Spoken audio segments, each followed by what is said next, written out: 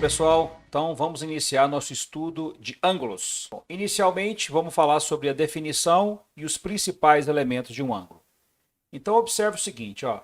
Aqui, a partir desse vértice O, a gente vai ter uma semirreta OA e uma semirreta OB, partindo aqui desse ponto O.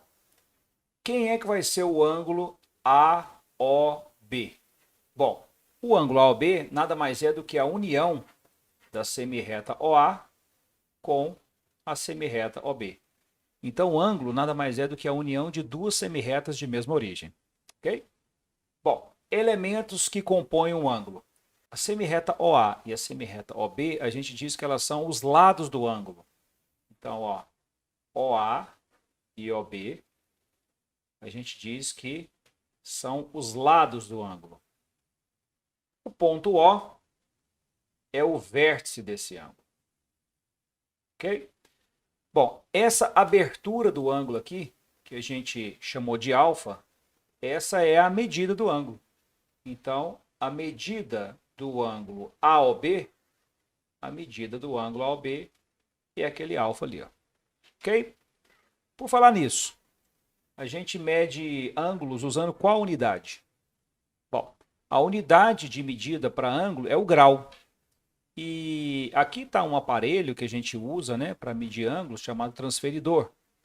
E a unidade que está sendo utilizada aqui no transferidor é o grau. E como é que a gente faz para obter um grau? Muito simples. Quando a gente pega uma circunferência e divide essa circunferência em 360 partes iguais, cada uma dessas partes vai ser um grau. Então a gente pode chamar um grau da seguinte maneira: um grau, que é a bolinha aqui, né? É 1 sobre 360 da circunferência. Essa é a definição de 1 grau. 1 sobre 360 da circunferência. Bom, se a gente quiser medir um ângulo bem pequenininho, a gente pode utilizar o que a gente chama de submúltiplos do grau. Se a gente pega um grau e divide em 60 partes iguais, a gente tem o que a gente chama de minuto. Daí a gente consegue entender que 1 grau ele equivale a 60 minutos. O símbolozinho é o... Se a gente quiser medir um ângulo menor ainda, a gente pode dividir 1 minuto em 60 partes. Aí a gente tem que 1 minuto equivale a 60 segundos. Ok? Beleza. Como é que a gente pode classificar os ângulos? A gente pode classificar os ângulos segundo alguns critérios, e um deles é quanto à posição. Então, olha só. Imagine nessa situação aqui os seguintes ângulos: o ângulo AOB, o ângulo AOB e o ângulo AOC. E o ângulo AOC. O ângulo AOB e o ângulo AOC, como destacados aqui. Seguinte, o ângulo AOB, quais são os lados do ângulo AOB? Os lados do ângulo AOB são OA e OB. Claramente a gente consegue perceber isso, né?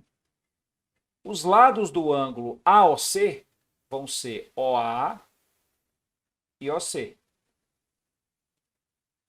Nessa situação, perceba que o ângulo AOB e o ângulo AOC, eles possuem o mesmo vértice e tem um lado em comum. E esse lado comum é o lado OA. Então, o lado OA é comum aos dois ângulos. Quando a gente tem um par de ângulos que tem o mesmo vértice e um lado comum, a gente diz que esses ângulos são consecutivos. Então, nesse caso, AOB e AOC, eles são ditos consecutivos. Eles são consecutivos. Ok? Beleza. Bom, vamos destacar agora um outro par de ângulos para a gente poder fixar direitinho essa ideia.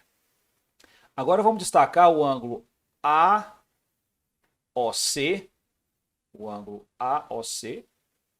e o ângulo BOC. Então, como mostra na figura aí, o ângulo AOC, que é o ângulo maior, né?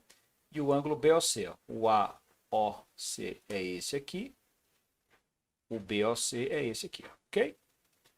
Bom, esses dois ângulos, eles têm o mesmo vértice, que é o vértice O. Agora, olha o ângulo AOC. Olha os lados do ângulo AOC. OA é um lado, OC é um outro lado. Agora vamos olhar para o ângulo BOC. OB é um lado e OC é um outro lado. Então perceba que nessa situação aqui, esse lado OC é um lado comum. Ou seja, o lado OC é lado dos dois ângulos. Ele é um lado comum. Bom, se ele é um lado comum e esses dois ângulos têm o mesmo vértice, a gente tem exatamente o mesmo caso anterior. A gente diz que o ângulo AOC e o ângulo BOC, eles são consecutivos. Então está bem claro que dois ângulos serão consecutivos quando ele tem o mesmo vértice e um lado comum. Ok. Mais um exemplozinho. Agora nós vamos destacar aqui dois ângulos. O ângulo AOB. Ó, nós vamos destacar o ângulo AOB. E esse ângulo aqui, ó, que é o ângulo BOC. BOC. Bom, quais são os lados do ângulo AOB? OA e OB. Beleza. Quais são os lados do ângulo BOC? É OB e OC. Então perceba que esse lado OB aqui, ele é um lado comum. Então, novamente, a gente tem um par de ângulos que tem o mesmo vértice e um lado comum. Esse lado comum nessa situação aqui é o lado OB. Então, o lado OB é um lado comum. Então, nesse caso, o que a gente pode falar? A mesma coisa que a gente diz nos exemplos anteriores, que o ângulo AOB e o ângulo BOC, eles são consecutivos. Eles são consecutivos. Só que aqui a gente tem uma coisa diferente, porque nessa última situação aqui, os dois ângulos que são consecutivos, um está do lado do outro, ó. O ângulo AOB, ele está do lado do ângulo BOC. Quando isso acontecer, a gente diz que os ângulos são consecutivos e adjacentes. Então, quando a gente tem um par de ângulos consecutivos, que um está do lado do outro, então nesse caso a gente tem um par de ângulos adjacentes também, além de serem consecutivos. Próxima classificação, a gente pode classificar os ângulos também contra a medida. Bom, então, primeiramente, quando é que a gente tem um ângulo reto? Perceba que esse ângulo alfa aqui é um ângulo reto, porque a medida dele é 90 graus. Então, o ângulo reto é aquele ângulo que tem medida 90 graus. Ângulo agudo. Olha o ângulo alfa aqui no caso. Ó. O nosso ângulo alfa aqui em cima, a medida dele é 90. Esse nosso ângulo alfa aqui, claramente pelo desenho, você percebe que a medida dele é menor do que 90, né? Então, toda vez que a gente tem um ângulo cuja medida é menor que 90, a gente tem um ângulo agudo. Próximo ângulozinho. Perceba agora você que a medida desse ângulo aqui, ó, é um ângulo que a gente diz que é um ângulo de meia volta, certo? A medida desse ângulo é 180 graus. E a gente chama esse ângulo de ângulo raso. Então, o ângulo raso é um ângulo que mede 180 graus. Perceba você que se a gente continuasse aqui, né? Continuasse fazendo aqui, a gente descreveria uma circunferência completa, né? E aí, uma circunferência completa, então, tem 360 graus, ok? O último tipo de ângulo que a gente tem é um ângulo obtuso. Perceba você que esse ângulo alfa aqui, ó, ele é um ângulo que está maior do que 90, a medida dele, tá vendo? Ó? A medida desse ângulo é maior que 90, só que ele é menor do que 180.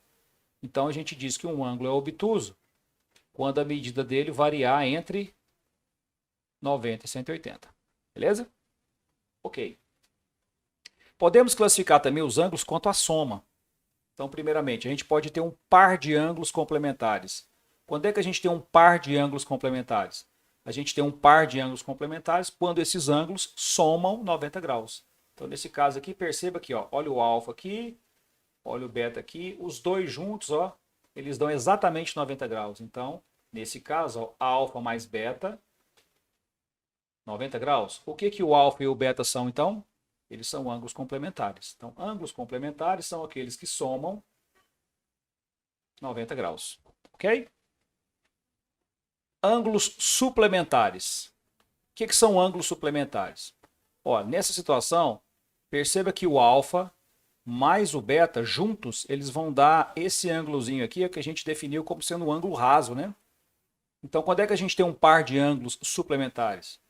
um par de ângulos são suplementares quando a soma deles dá 180 graus, ou seja, a soma deles dá um ângulo raso, né?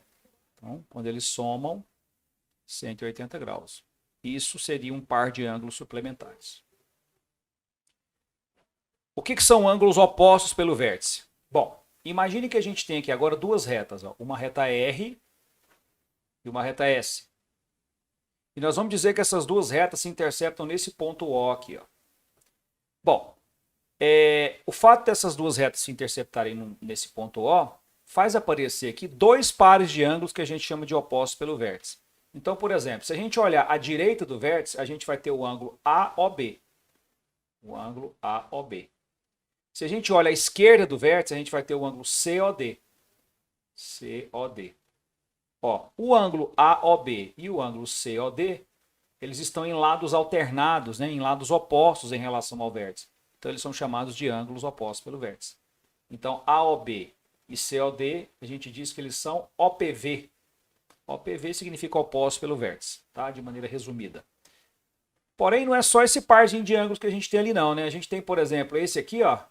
Esse ângulo aqui de cima seria acima, né, do vértice, seria o ângulo AOD. O ângulo AOD. E abaixo do vértice a gente tem o ângulo BOC. BOC. Olha, o ângulo AOD e o ângulo BOC, eles estão em lados opostos em relação ao vértice. Então, AOD e BOC, eles também são chamados de ângulos opostos pelo vértice. Ok? Agora, além da gente interpretar, a gente verificar, conseguir visualizar quais são os ângulos opostos pelo vértice, a gente tem que saber a propriedadezinha que envolve esses ângulos opostos pelo vértice. O que acontece com um par de ângulos opostos pelo vértice? Eles sempre são congruentes. Então, ângulos opostos pelo vértice, ângulos opostos pelo vértice, eles sempre são congruentes. Agora, pessoal, o que significa essa palavra congruentes? Congruente significa mesma medida. Então, se a gente tem um par de ângulos opostos pelo vértice, eles vão ter a mesma medida. Então, normalmente a gente indica assim, ó, a gente faz a mesma marquinha aqui, ó. Esse ângulo tem a mesma medida desse. Então, a gente coloca a mesma marquinha neles. Do mesmo jeito que esse ângulo aqui tem a mesma medida desse. Então, a gente coloca a mesma marquinha neles. Ok?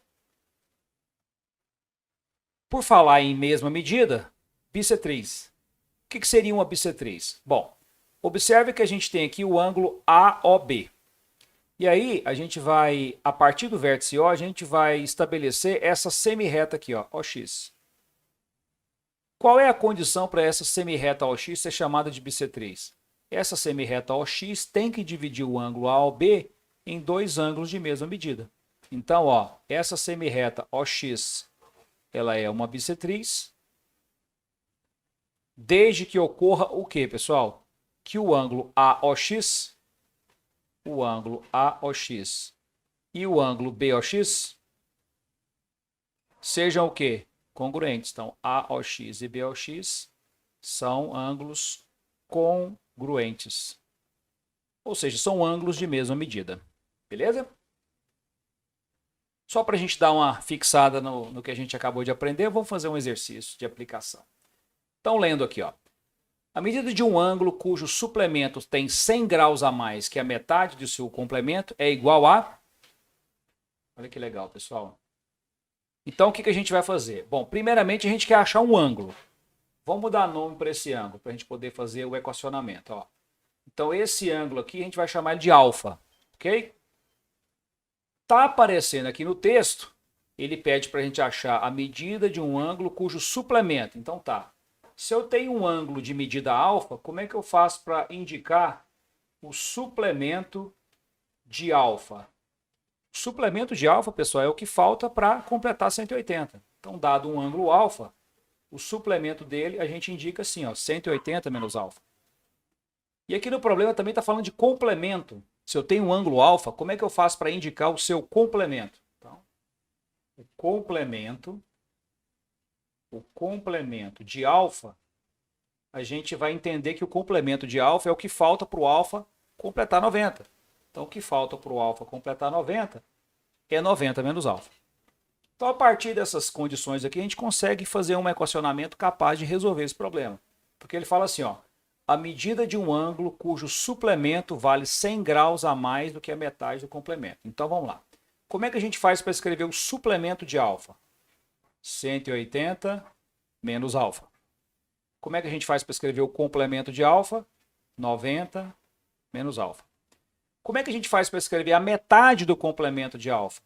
É só você pegar o complemento de alfa e dividir por 2. Ele está falando que o suplemento, que é o 180 menos alfa, é 100 graus a mais do que a metade do complemento. Então, esse valor é 100 graus a mais que esse. Então, esse valor ele é igual a esse mais 100. Pronto, o equacionamento está feito. Bom, o que nós vamos fazer aqui agora é passar esse 100 para o lado de cá. 180 menos 100 vai ficar 80 menos alfa. Isso é igual a 90 menos alfa dividido por 2. Vamos passar esse 2 para cá multiplicando. Vai ficar 160 menos 2 alfa. Isso é igual a 90 menos alfa. Vamos passar esse alfa para o lado de cá. Ó. Quando ele passar para cá, ele vai trocar o sinal. Então vai ficar menos 2 alfa mais alfa. Dá menos alfa. Esse 160 vai passar para o lado de cá e vai ficar negativo. Aí vai ficar 90 menos 160. Isso dá menos 70. Multiplicando por menos 1, os dois lados dessa igualdade, a gente vai achar que o nosso alfa é 70. Portanto, a gente está ali com a letra D. Beleza? Um grande abraço, espero que vocês tenham compreendido tudo.